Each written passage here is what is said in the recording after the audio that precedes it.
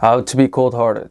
So being cold-hearted is a very interesting subject. Some people want to be cold-hearted because they just simply want to be left alone, while others want to be cold-hearted because they've been hurt in the past and want to prevent that in the future. Whatever your reason is, being cold-hearted obviously has its benefits, because if you're cold-hearted, it actually portrays authority and people will respect you more. So obviously in this video I'll talk about how you can become more cold-hearted, and I'll go over actual actionable steps to help you become more cold-hearted. So obviously, if you're someone that's new to this channel and wants to see more content like this, please consider to hit the subscribe button and help your brother out. With that said, let's jump into the video. Alright, so the first thing I want to talk about is something very powerful. It will actually allow you to gain a lot of authority. So number one, make your decision and stick to it. So whatever the scenario is, if you make a decision, stick to it. And I obviously understand that not every decision of yours will be your best decision. But even then, stick to it. As long as it doesn't harm you, you need to stick to it. The reason for this is that if people actually see you stick to your decision, even though you still don't know what the best decision is, people will still respect you because you've made your choice. A lot of people in this world don't know what they want, so they'll actually follow the person that's the most convincing. So if you're someone that's the most convincing, that's how you actually gain authority. It's not always the best choice that actually helps you out, but the choice that most people follow. Because cold-hearted people make their own decisions. They don't rely on other people to actually tell them what to do. And if you're someone that wants to be more cold-hearted, you need to make your own decisions. Because this way, you'll be able to actually be more cold-hearted. Obviously, not every decision will be your best decision. So if you're someone that actually noticed that it might be quite harmful, actually get rid of that decision and obviously explain to other people why you got rid of it. Because this way everyone will understand your perception, and obviously this will also help you to gain authority. And the second thing I want to talk about is something that a lot of cold-hearted people do. So obviously if you want to be more cold-hearted, you need to minimize the contact that you have. So therefore, number two, cut off contact. Cold-hearted people try to minimize their contact. The reason for this is that the more contact you've got, the more problems you actually get. And obviously, as a cold-hearted person, you want to minimize your problems. So as a cold-hearted person, you only keep contact with people if it's really, really necessary. And obviously, if you don't have to keep any contact, you'll try to minimize it. And even if you keep necessary communication, you still want to minimize it. And obviously, that brings me to the third point, short communication. So as a cold-hearted person, you want to avoid unnecessary communication. So by actually having short communication with people that are actually necessary, you avoid most contact in general. And therefore, the next time you speak to someone and you're talking to a necessary person, try to communicate by giving a short answer. So if they're asking closed questions, say yes or no. And if it's an open question, just be a bit more direct. And obviously, this brings me to the next point, number four, be direct. The reason you want to be direct is because this way you actually avoid a lot of unnecessary communication. If you're direct, the other person gets the answer and you'll be free to go, and vice versa. And another reason for this is that a lot of people aren't direct. So if you're direct, most likely that person won't expect it, and therefore they'll have a mind freeze for a few seconds, and therefore they probably can't think of anything, and that way you can actually end the conversation. And another cool thing about this is that only powerful people are direct, because if you're someone that has authority, you're not afraid to be direct, and therefore if you're direct to a particular person, it portrays authority. And another thing that very powerful cold-hearted people do is that they don't express their thoughts or feelings.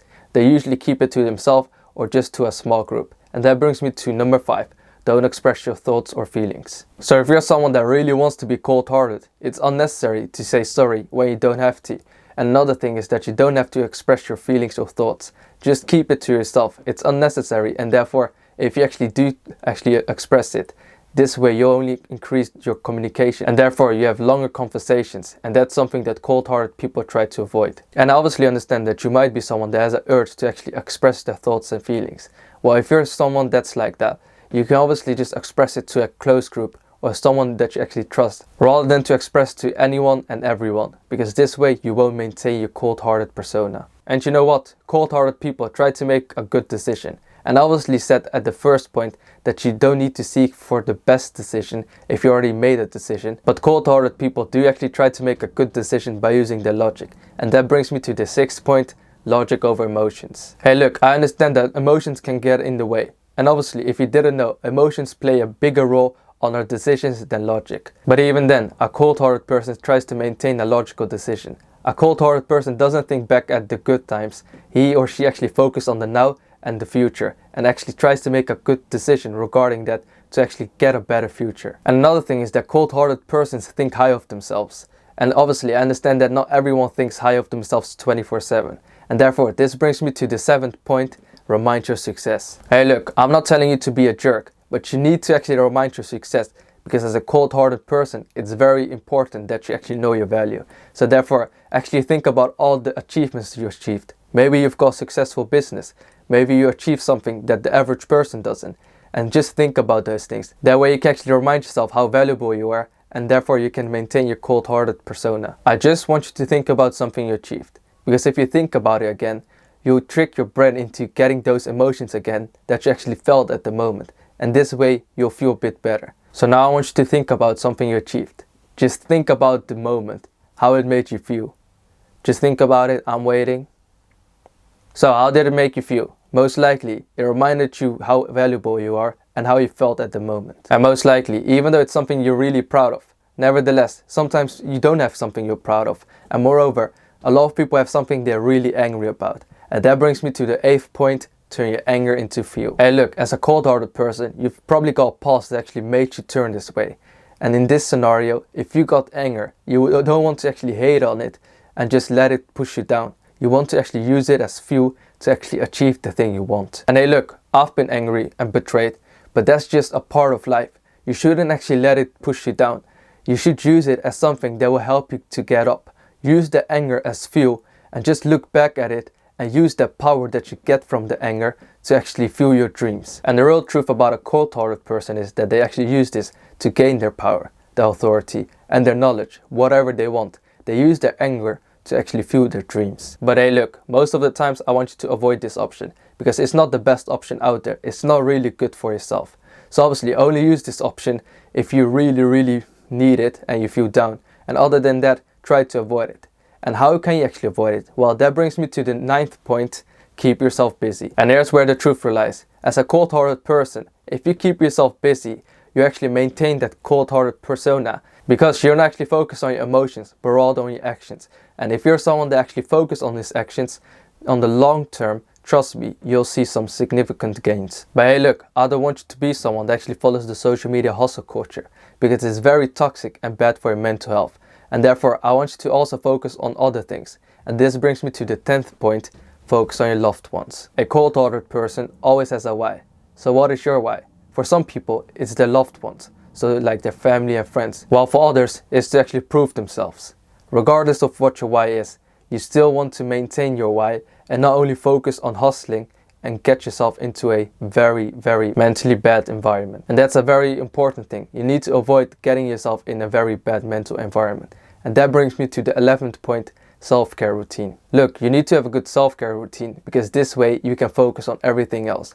If you have some kind of discipline, and it doesn't necessarily have to be that you have to wake up a certain time, but it just has to be something that helps you to be more disciplined. So for example, it can literally be that you go to the gym every day and it doesn't even matter what time it is, just solely based on the fact that you go every day.